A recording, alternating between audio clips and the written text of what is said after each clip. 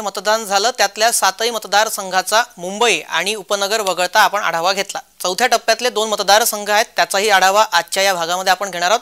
शिर्डीमध्ये काय मतदानाची टक्केवारी आहे, काय इथं विधानसभा क्षेत्राचं गणित आहे, कोण आमदार कोणत्या पक्षाचे आहेत त्यावर एक नजर टाकूया।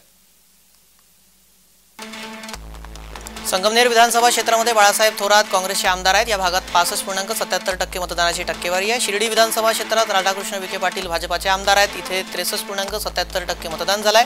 श्रीरामपूर विधानसभा क्षेत्रात लहू कानडे काँग्रेसचे आमदार आहेत। इथे 64.08% मतदानाची टक्केवारी आहे।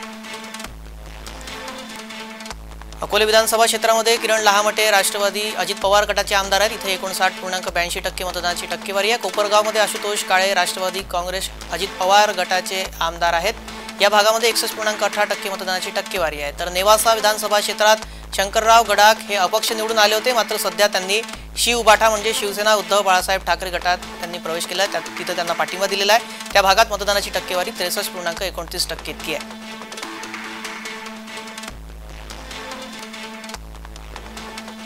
2019च्या निवडणुकीमध्ये 64.54% मतदान झालं होतं, तर 2024 मध्ये 61.3% मतदान झाल्यानं 3.24% मतदान हे घटलं आहे।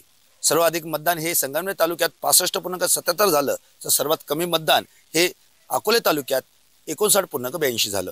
या मतदारसंघामध्ये महायुती, महाविकास आघाडी आणि वंचित यांच्यामध्ये तिरंगी लढत बघायला मिळते। या मतदारसंघामध्ये भारतीय जनता पार्टीला सोडून शिव उबाटा सेनेकडे गेलेल्या भाऊसाहेब वागचौरे यांना आधीच उमेदवारी जाहीर झाल्याने त्यांना प्रचारासाठी अधिक वेळ मिळाला, ही त्यांची जमेची बाजू होती। तर दुसरीकडे विद्यमान खासदार सदाशिव लोखंडे यांना महायुतीकडून उशिरा जरी या ठिकाणी उमेदवारी जाहीर झाली, मात्र त्यांच्या प्रचाराकरता स्वतः मुख्यमंत्री, उपमुख्यमंत्री, त्याचबरोबर महायुतीचे अनेक मातब्बर नेते आणि स्वतः जिल्ह्याचे पालकमंत्री राधाकृष्ण विखे पाटील हे मैदानात उतरल्याने एक मोठी यंत्रणा सदाशिव लोखंडे यांच्या पाठीशी उभी राहिलीची ही त्यांची जमेची बाजू आहे। मात्र या ठिकाणी काँग्रेसला सोडचिठ्ठी देत वंचितच्या राहिलेल्या उत्कर्ष रुपवते यांच्या या निवडणुकीतील एंट्रीमुळे दोन्ही उमेदवारांना चांगलाच धक्का बसणार आहे।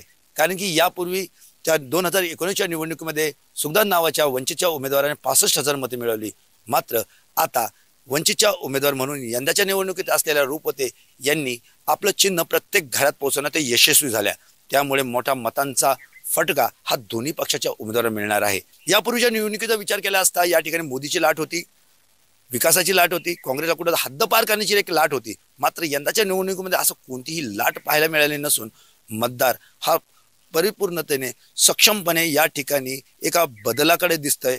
त्याचा एक फायदा हा महाविकास आघाडीला मिळणार आहे।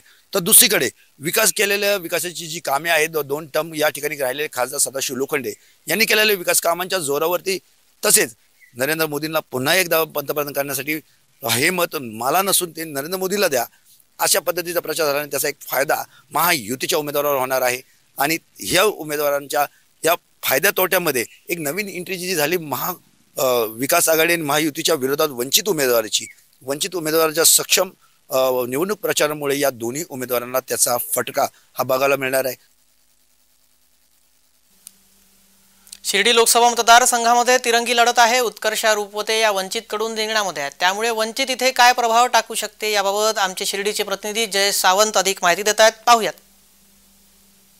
महायुती आणि महाविकास आघाडीमध्ये थेट लढत या शिर्डीमध्ये पाहायला मिळत असताना या ठिकाणी काँग्रेसला सोडचिठ्ठी देत वंचितकडून उमेदवारी करणाऱ्या उत्कर्ष रुपवते यांनी महाविकास आघाडीचे उमेदवार भाऊसाहेब वागचौरे आणि महायुतीचे उमेदवार विद्यमान खासदार सदाशिव लोखंडे या दोघांचे धाबेदार आणले आणि खरं प्रेशर कुकरने या दोन्ही उमेदवारांना प्रेशरमध्ये आणलं आणि त्यांना देखील धावपळ करावं लागल्या। एकामेकांवर आरोप करणाऱ्या या दोन्ही महायुती आणि महाविकास आघाडीच्या नेत्यांच्या तुलनेने मोठ्या प्रमाणात प्रचारात सक्रिय होऊन जनतेपर्यंत आपलं चिन्ह पोहोचवण्यास रुपवते ह्या यशस्वी झाल्याने या ठिकाणी जर मतांची आकडेवारी जर पाहिली आणि ती जर वळाली, मतदार राजाने एक नवीन पर्याय जर शोधण्याचा प्रयत्न केला, तर या मतदारसंघात वंचितच्या रूपाने एक नवीन लोकप्रतिनिधी खासदार हा आपल्याला सर्वांना शिर्डीतून पाहायला मिळणार आहे। शिर्डी लोकसभा मतदारसंघातील आकडेवारी त्याचबरोबर इतर सर्व गोष्टींचा राजकीय बलाबलांचा विचार केला असता एकंदरीत झालेल्या मतदानाची टक्केवारी पाहिली असता या मतदारसंघातून सगळेच मातब्बर नेते आपल्या आपल्या पक्षातील आपल्या युतीतील विकास आघाडीतील जे उमेदवार आहेत त्यांना निवडणूकमध्ये विजयी करण्यासाठी साम दाम दंडभेद हे सर्व अस्त्र त्यांनी वापरली। मात्र या निवडणुकीमध्ये ग्रामीण भागातील रोष आणि शहरी भागातील विभाजन यांच्या जोरावरती या मतदारसंघामध्ये महाविकास आघाडी आणि महायुती या दोन्ही उमेदवार जे आहेत यांच्यामध्ये अटीतटीची निवडणूक होणार हे आता चित्र स्पष्ट झालेलं आहे। मतदानांती जो आकडा महावंचितच्या उमेदवाराला मिळणार आहे तो वंचितचा जसा जसा आकडा वाढेल तसं तसं महाविकास आघाडीचं पारडं हे खालवलं जाईल। शिर्डीमध्ये तिरंगी लढत असली तरीही इथं मुख्य सामना जो आहे तो महायुती विरुद्ध महाविकास आघाडी असाच रंगला। काय मुद्दे दोन्ही घटक पक्षांना फायद्याचे ठरू शकतात याबाबत आमचे प्रतिनिधी अधिक माहिती देत आहेत, पाहूयात। उमेदवार सदाशिव लोखंडे यांच्या प्रचाराकरता मुख्यमंत्री उपमुख्यमंत्री त्याचबरोबर महायुतीतील सर्वच नेते कामाला लागले होते आणि त्यांच्या मोठमोठ्या सभा आणि राजकीय व्यासपीठावरती परस्पर विरोधी असलेले नेते मंडळी एकत्र पाहायला मिळाले। त्याचा फार मोठा फायदा हा महायुतीचे उमेदवार सदाशिव लोखंडे यांना मिळणार आहे। त्याचबरोबर या मतदारसंघात ज्यांचं राजकीय वर्चस्व प्रबल आहे ते या जिल्ह्याचे पालकमंत्री राधाकृष्ण विखे पाटील यांचा थेट पाठिंबा या ठिकाणी मिळाल्याने खासदार सदाशिव लोखंडे या निवडणुकीत कुठेतरी प्रचारामध्ये देखील आणि मतांच्या आकडेवारी देखील पुढे सरसावलेले आहेत।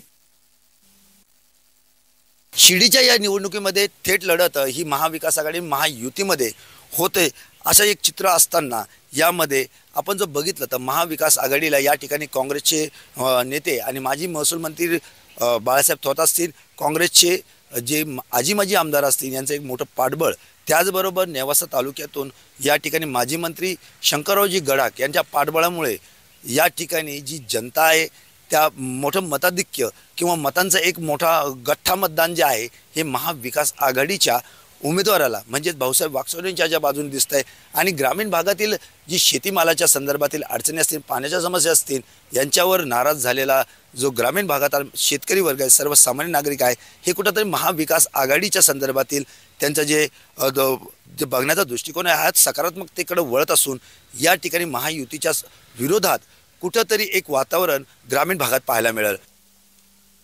शिर्डी लोकसभा मतदारसंघामध्ये जी मतदानाची टक्केवारी आहे आणि इथे निवडणुकीचे काय मुद्दे होते, काय पक्षाला फायदेशीर ठरू शकतात किंवा कुणासाठी नुकसानीचे ठरू शकतात याबाबतचा आढावा घेतला। आता अंततः शिर्डीमध्ये कौल कुणाला जाऊ शकतो याबाबत राजकीय विश्लेषकांचा काय अंदाज आहे, पाहूयात।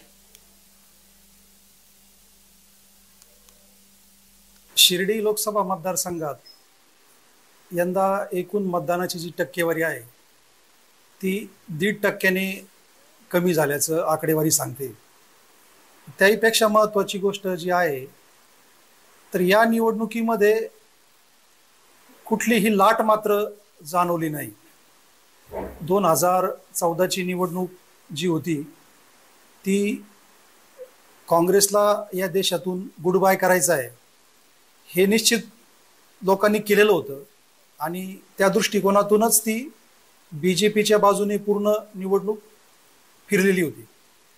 2019ची जी निवडणूक होती ती पुलवामा हल्ला आणि सर्जिकल स्ट्राईक आणि जी घुसके मारेंगे ह्या प्रचारावर ती निवडणूक झाली होती आणि त्या निवडणुकीमध्ये एक जबरदस्त लाट दिसून आली होती।